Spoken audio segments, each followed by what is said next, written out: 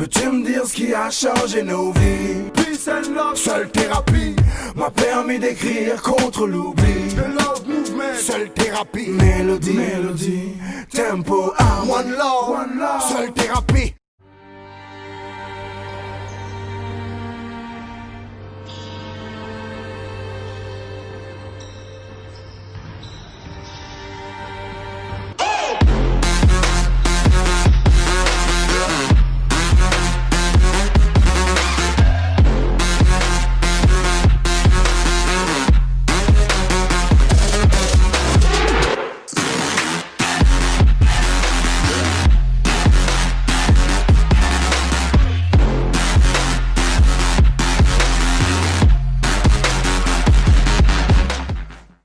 Simple Thérapie, saison 2, oui déjà.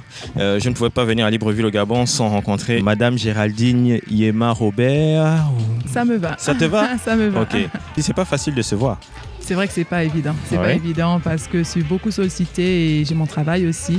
Mais contente d'être là aujourd'hui avec vous. On va commencer par la fin. Quand je dis par la fin, c'est il y a très récemment, tu as reçu le ballon de cristal. Exactement. Qui met officiellement fin à ta carrière et qui est la représentation ultime des basketteurs en France. Voilà, c'est vrai que c'est un trophée qui est dédié aux basketteurs français qui ont impacté le basketball français. Donc c'était vraiment un honneur pour moi de recevoir ce ballon de cristal. Et ça fait 20 ans de carrière. Environ 20 ans de carrière. Voilà. Tu es né à Port-Gentil, exactement, la plus belle ville du monde.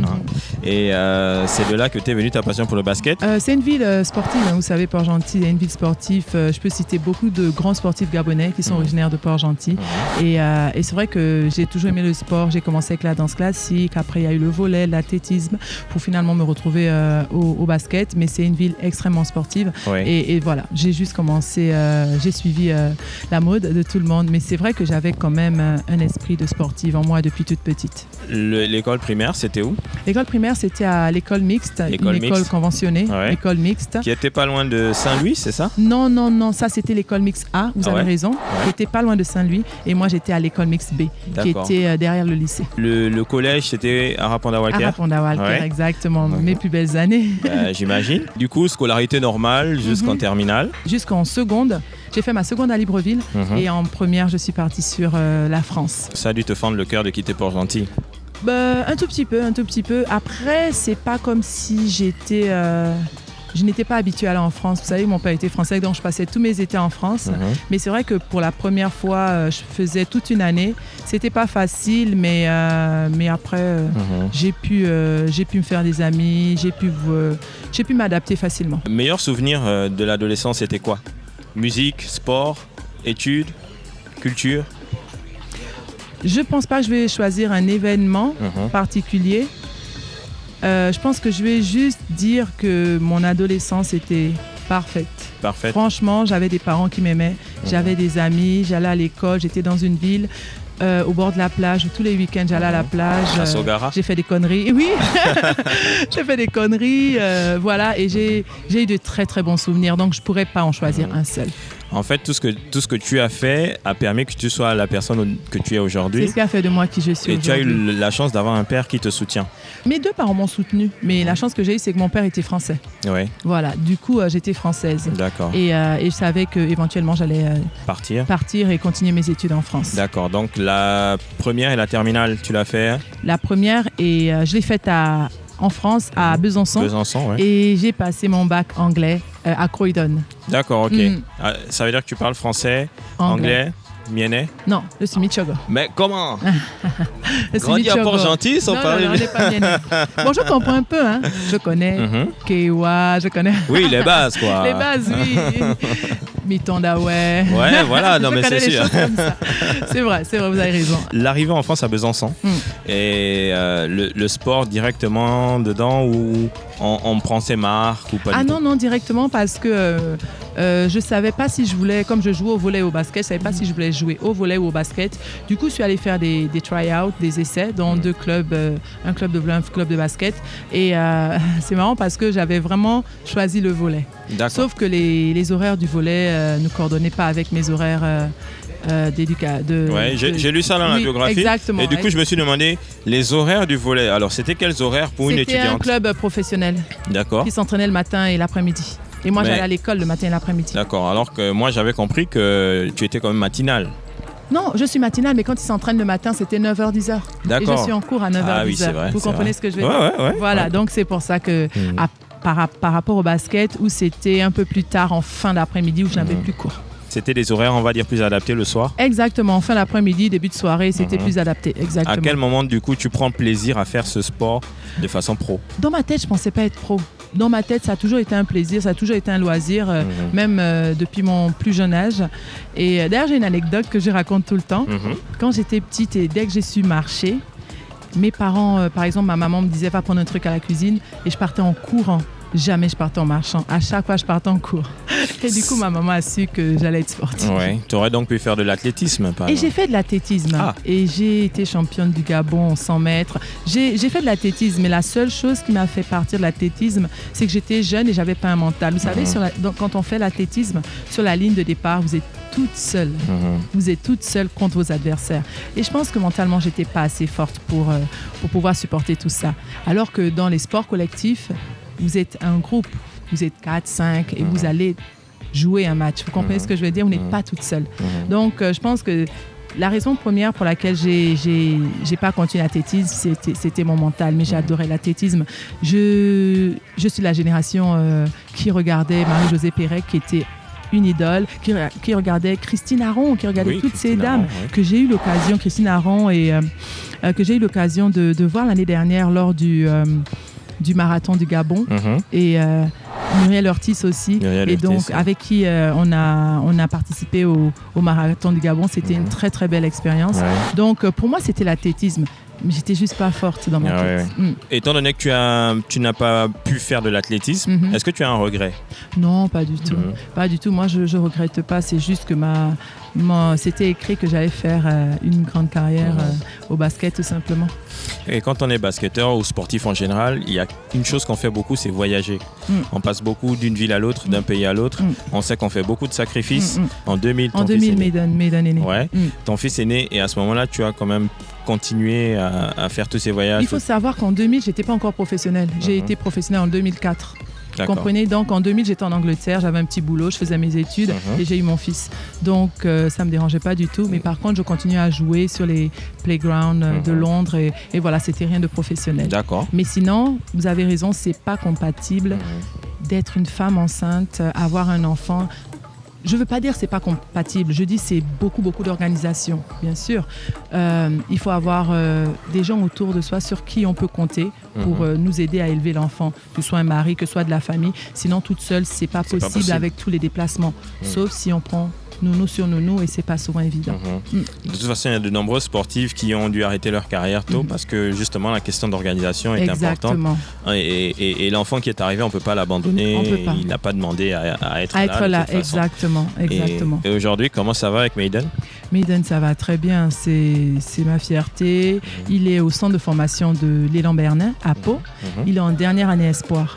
Pour savoir ce que c'est, le cursus de basketball, le cursus normal, commence vers 12-13 ans. Parce que les jeunes vont au centre de formation, ils vont au CREPS et ils suivent leur petit bout de chemin. Et après, il leur reste 3 ans en espoir, c'est-à-dire 17, 18, 19 ans ou des fois 18, 19, 20 ans. Et après ces 3 ans, ils signent pro. Ça veut dire que vous êtes séparés en fait? Depuis 12 ans, j'habite pas avec mon fils. Et c'est vraiment difficile. Je le vois grandir loin de moi, mais après, c'est ce qu'il a toujours voulu faire. Et je ne peux que le soutenir dans ça. Mais c'est de ça dont je parlais quand je disais qu'on fait beaucoup de sacrifices. Et ça, c'est mon plus gros sacrifice, de ne pas avoir pu grandir, ne pas avoir pu voir mon enfant grandir à côté de moi. Est-ce que c'est pas aussi ce que tes parents pensaient? C'est ce qu'ils ont pensé et ils l'ont accepté. Donc pour moi, c'était pas facile, mais à un moment donné, en tant que parent, on doit encourager nos enfants à suivre la voie qu'ils veulent prendre. C'est tout ce qu'on peut faire. On ne peut pas décider pour eux. C'est par rapport à ceux qui veulent faire et notre devoir est de les encourager. Il y a 1 mois, il a fait son premier banc des pros, c'est-à-dire il était sur la feuille de match avec les pros et je vous avoue, j'ai pleuré. La fierté. Je me suis dit, mon Dieu, mais je savais qu'il n'avait pas joué. Je savais vraiment pertinemment qu'il n'avait peut-être pas joué, sauf s'il avait peut-être une minute. Mais pour moi, c'était l'aboutissement de tous les sacrifices que lui, comme moi, avons fait pour qu'il arrive là. Et je me rends compte qu'à travers ce que tu viens de dire, il y a toute l'émotion, toute la fierté du parcours que lui, il a fait. Alors que nous, on est en train ici de féliciter le parcours que toi, tu as fait. Ah oui, mais... en partant de Besançon jusqu'à Montpellier. De Besançon jusqu'à Montpellier, Lyon. Passer par Londres, etc. etc. Et il y a eu beaucoup de défaites aussi. Beaucoup. C'était pas évident. Mais après, sportif de haut niveau, vous savez que vous n'allez pas gagner tous les jours. Il y a des défaites qui font plus mal que d'autres. Je me rappelle, en 2013... En 2013, on avait la meilleure équipe de France. Exactement. On avait survolé tout le championnat de France. Tous les coachs, tous les journalistes nous voyaient champions de France. Et on fait une très belle saison et on arrive en finale des playoffs. Et malheureusement, on n'était pas au rendez-vous. Et c'est Bourges qui gagne. Et cette défaite m'a vraiment, vraiment fait mal. Vraiment, vraiment fait mal. Et c'est marrant parce que le jour de notre défaite, notre 3e match où on a perdu le titre, où on n'a pas gagné le titre, on était triste, on était en train de pleurer et on m'a donné mon titre de meilleure joueuse du championnat. MVP. Exactement. J'étais en train de pleurer. Je l'ai balancé quelque part, je l'ai mis dans mon sac et j'ai pas fait attention. Pendant une semaine, je pleurais. Jusqu'au jour où mon fils m'a dit, au bout d'une semaine, il m'a dit, au fait, maman, il est où ton trophée? J'ai dit, quel trophée? De meilleure joueuse. J'ai dit, oh, mais donne, c'est bon, on a perdu le championnat. Après, il m'a dit, écoute, maman, s'il te plaît, tu sors de Port-Gentil, la petite ville de Port-Gentil, et tu es sur le toit du basketball français. C'est le fils qui dit ça. C'est Méden qui m'a dit ça. Et il avait aussi écrit sur Facebook. Waouh. C'est pour voir comment on est fusionnel et comment il me soutient et je le soutiens aussi. Et tu apprends beaucoup de lui aussi. Énormément.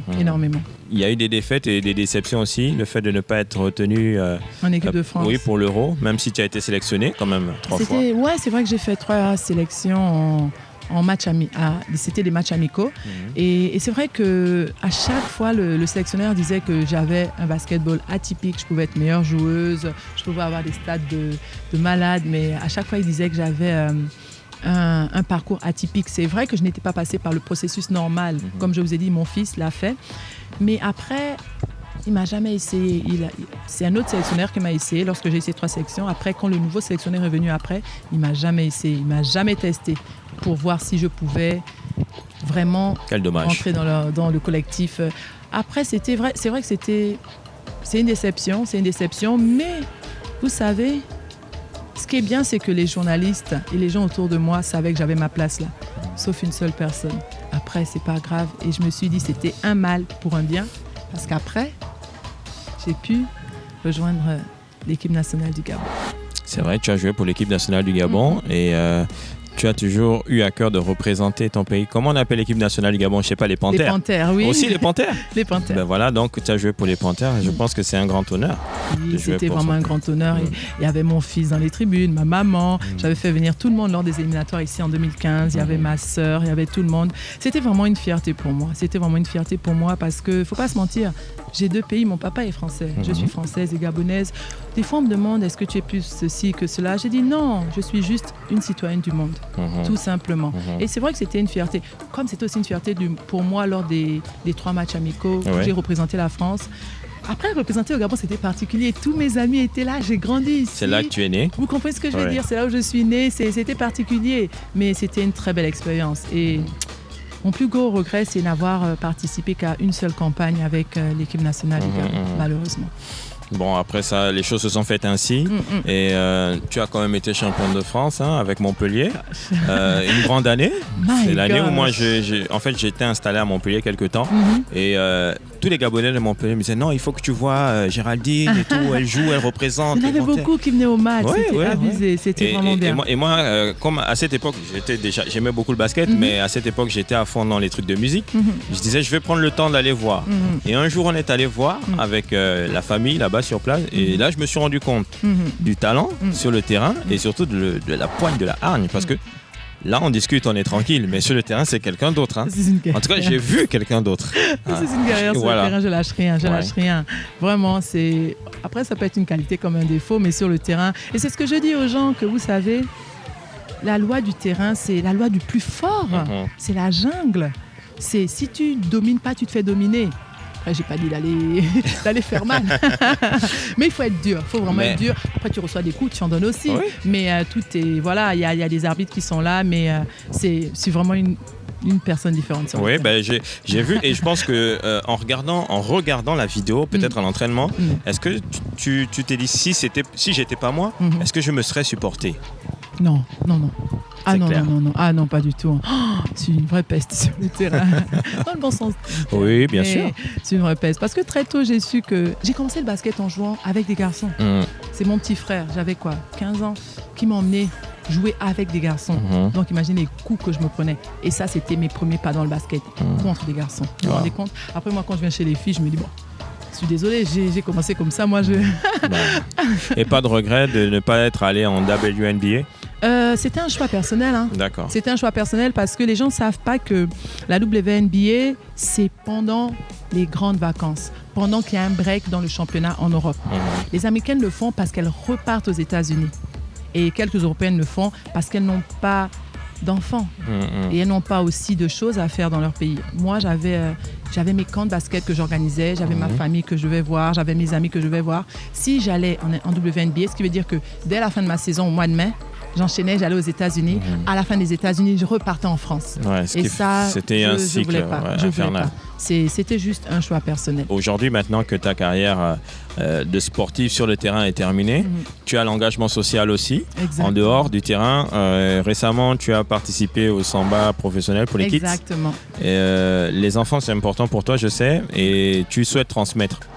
Exactement. Du coup, comment veux-tu laisser cet héritage, l'héritage Géraldine Yema-Robert, à travers une association, une fondation? Exactement. J'ai mon association qui est depuis 11 ans, Yemali, et elle œuvre pour le développement et l'initiation du basketball dans le Gabon.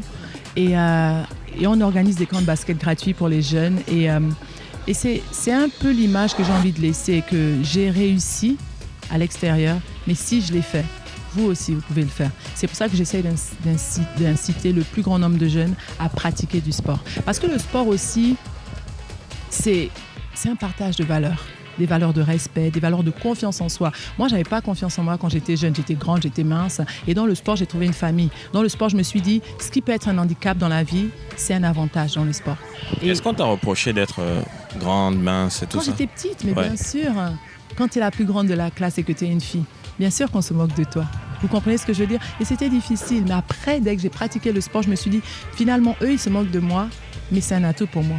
Et j'ai envie de dire que ils sont où aujourd'hui ces personnes qui se moquaient de moi? Vous comprenez ce que je veux dire? C'est sûr que je souhaite qu'ils aient tous réussi, mais c'est pour dire que combien de fois les jeunes peuvent être méchants, les enfants peuvent être méchants les uns envers les autres. Donc le sport permet de t'évader, permet de te faire des amis, permet d'avoir confiance en toi, de partager. Le sport inclut tellement de valeurs aux jeunes, vous ne pouvez pas imaginer. Et je le vois lors de mes camps de basket. Lors de mes camps de basket, c'est vraiment un pur bonheur pour moi d'échanger, de partager avec ces jeunes. Parce que vous savez, les enfants aussi sont vrais. Si tu n'aimes pas, ils vont te dire qu'ils ne t'aiment pas. Donc voilà. Ok. Du coup, l'éducation par le sport. Exactement. C'est ce que tu comptes faire durant toutes les prochaines années. Exactement. Aujourd'hui, tu as une nouvelle fonction. Plus officielle. Coordinatrice nationale du championnat scolaire et universitaire. Et quand on parle de championnat scolaire et universitaire, nous, vu de l'extérieur, on ne se rend pas vraiment compte. Là, en plus, avec le Covid et tout, il y a eu beaucoup de choses qui ont été ralenties. Le championnat universitaire aussi. Bien sûr. Déjà, le championnat scolaire universitaire existait quand j'étais petite et ça s'appelait l'OCSU. Et là, c'est une nouvelle dénomination. Et le championnat scolaire universitaire, c'est 4 phases. Les phases interclasses dans chaque établissement pour former l'équipe de l'établissement. Après les phases départementales, chaque établissement joue contre l'autre. Les phases provinciales pour savoir qui est le champion de la province. Et la phase nationale où les champions des provinces se retrouvent sur Libreville pour faire une mini-olympiade avec 11 différentes disciplines. Et donc, voilà, je suis à la tête de ça. On a eu environ 10 000 enfants l'année dernière. D'accord. Voilà, et dans tout le Gabon. Et cette formule n'existait plus depuis plusieurs années. Et c'est vrai que c'était une relance. C'était pas évident. C'était vraiment pas évident. Mais on a essayé de faire ce qu'on pouvait. C'est une fonction qui est rattachée au ministère des Sports. Exactement. Voilà, d'accord. Donc, peut-être la prochaine, ce sera ministre des Sports? Peut-être. Je sais pas, peut-être, on verra. J'arrive pas à lire dans tes yeux si tu es intéressé par une carrière. Peut-être, je sais pas. En tout cas, pour le moment, je suis épanouie dans ce que je fais parce que ce sont mes deux passions, les enfants et le sport.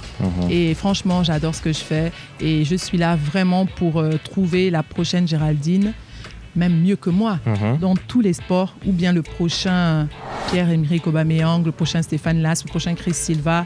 Voilà. Et je pense que ça commence à la base. Et qui dit base dit les jeunes. Big dédicace à Stéphane Las, le Port-Gentil aussi, c'est la famille. Exactement, c'est la famille, c'est la famille.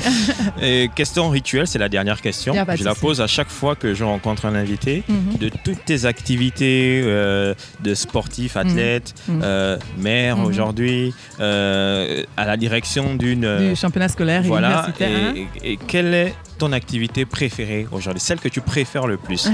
Vous savez déjà, être maman, tout simplement. Juste être maman pour mon fils. Ça, c'est vraiment la priorité dans ma vie. Être la maman de Maiden. Eh bien, Maiden, maman t'embrasse. Exactement.